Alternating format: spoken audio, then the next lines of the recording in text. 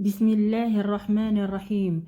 رسالة اليوم في التفسير من الآية 26 إلى الآية 29 من سورة الرعد.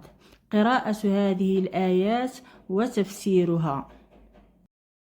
الله يبسط الرزق لمن يشاء ويقدر وفرحوا بالحياة الدنيا وما الحياة الدنيا في الآخرة إلا متاع. أي الله وحده يوسع الرزق لمن يشاء من عباده ويضيق على من يشاء منهم. وفرح الكفار بالسعة في الحياة الدنيا، وما هذه الحياة الدنيا بالنسبة للآخرة إلا شيء قليل يتمتع به سرعان ما يزول. ويقول الذين كفروا لولا أنزل عليه آية من ربه قل إن الله يضل من يشاء ويهدي إليه من أناب.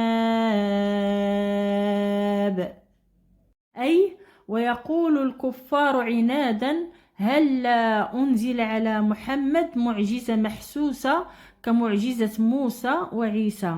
قل لهم إن الله يضل من يشاء من المعاندين عن الهداية ولا تنفعه المعجزات، ويهدي إلى دينه الحق من رجع إليه وطلب رضوانه. الذين آمنوا وتطمئن قلوبهم بذكر الله ألا بذكر الله تطمئن القلوب. أي ويهدي الذين تسكن قلوبهم بتوحيد الله وذكره فتطمئن، ألا بطاعة الله وذكره وثوابه تسكن القلوب وتستأنس. الذين آمنوا وعملوا الصالحات طوبى لهم وحسن مآب. أي الذين صدقوا بالله ورسوله وعملوا الأعمال الصالحات لهم فرح وقرة عين وحال طيبة ومرجع حسن إلى جنة الله ورضوانه.